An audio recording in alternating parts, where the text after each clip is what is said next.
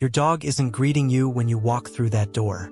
He's reading you. Right now, in the time it takes you to set down your keys, your dog already knows where you've been, who you touched, what you ate, whether you're stressed, and whether something is wrong with your body that even you don't know about yet.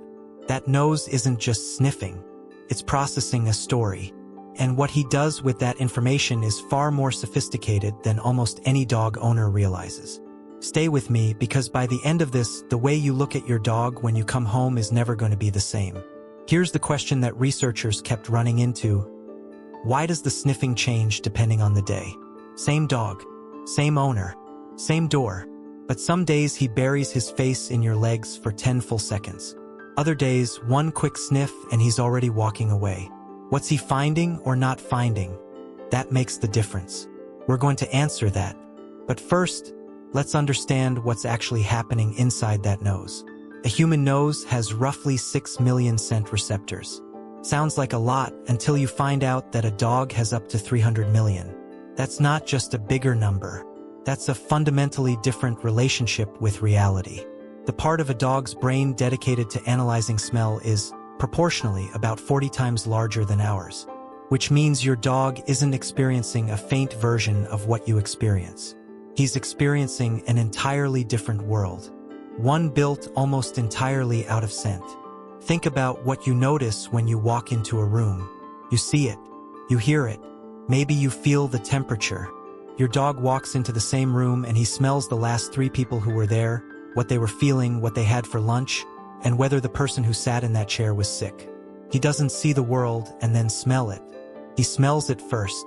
Sight is secondary. Sound is secondary. The nose is the main event. And that nose doesn't just detect one smell at a time. It separates them, layers them. It can smell a cheeseburger and isolate the beef from the cheese, from the bread, from the ketchup, from the hand of the person who made it. So when your dog sniffs you at the door, he isn't just smelling you.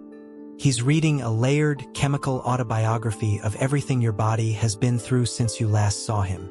So what exactly is he finding? Your skin sheds about 30 to 40,000 dead cells every hour.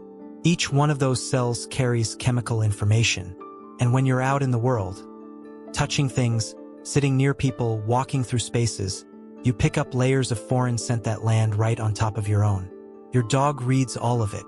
He knows you stopped somewhere unfamiliar, not because he saw it, because the scent on your shoes doesn't match your regular route.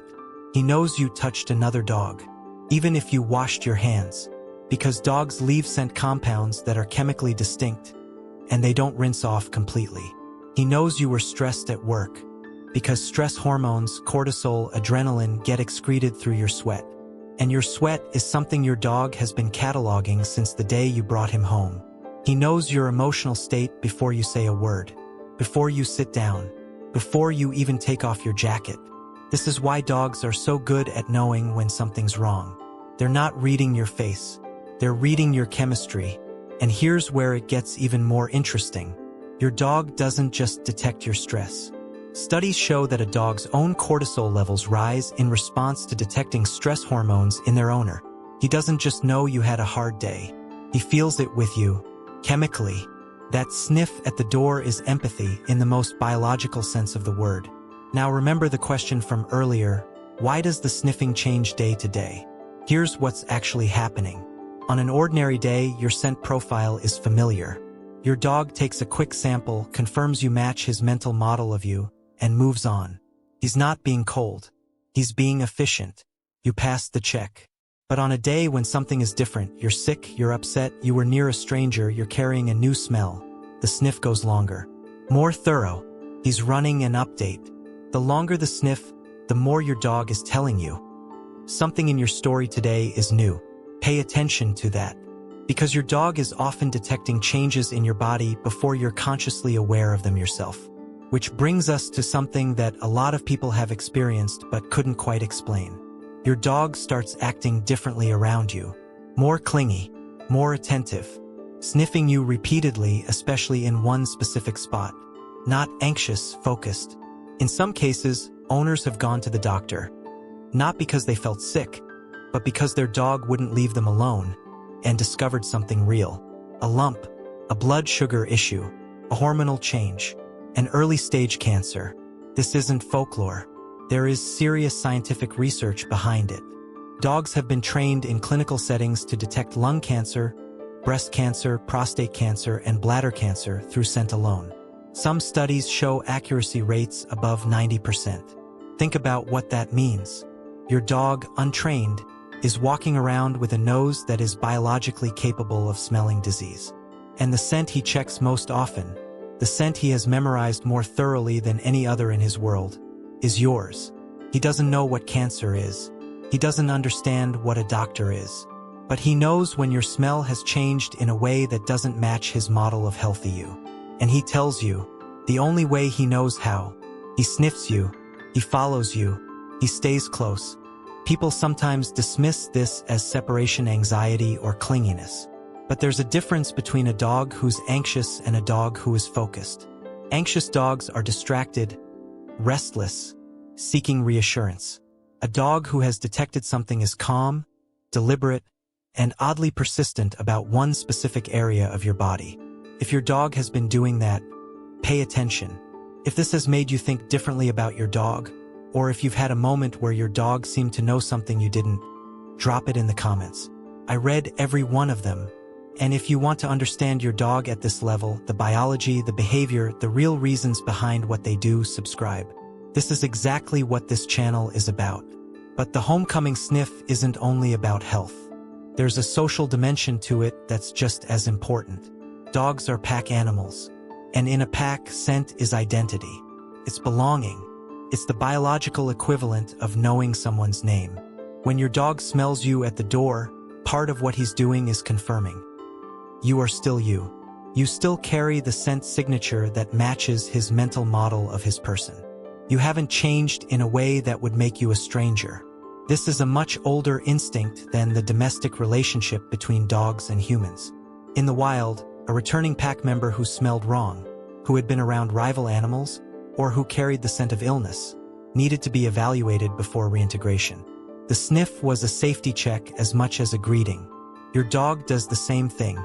He doesn't need to do it anymore the way his ancestors did. But the instinct is still there. The biology is still active. What's changed is what it means emotionally. For a dog who is bonded to you, and bonded dogs are chemically wired to your scent specifically, that moment of confirmation at the door is deeply reassuring. You're back. You match. Everything is right. That's why some dogs get more excited the longer you've been gone. It's not just that they missed you. It's that the longer you're gone, the more your ambient scent in the house fades. When you return, the contrast is sharp. The reunion is intense because their nose tells them just how long you were absent. Your smell is their anchor. When you're home, it's everywhere. On the furniture, in your bedroom, layered into the fabric of the house. When you leave, it starts to fade. When you come back, it floods back. That homecoming sniff is your dog saying, "There you are. I've been waiting." So what do you actually do with all of this? The first thing is, let him sniff. A lot of people pull away, or rush past, or immediately redirect their dog into a sit or a calm behavior. There's nothing wrong with teaching calm greetings. But if you cut off the sniff entirely, every time without exception, you're blocking a biological process that matters to your dog. Let him finish. Give him 5 seconds. 10 if he needs it. You are giving him information his nervous system is actually built to receive. The second thing is, start paying attention to what the sniff tells you. Is it quick today? He's confirmed you and moved on. You're familiar, he's satisfied. Is it long and focused? Something in your day left a mark. Maybe you're more stressed than you realized. Maybe your body is doing something different. Take it seriously. Is he circling back to one spot specifically? Don't dismiss it. Make a note. If it keeps happening, get it looked at. And the third thing, maybe the most important, is this. Understand that your dog's interest in you is not random affection. It is chemically specific. You are the most important scent in his world. Not just the most familiar, the most important. The one that signals home, safety, calm, and belonging. Every time he buries his nose in you, he is telling you something real. You are his anchor. You are what he orients around.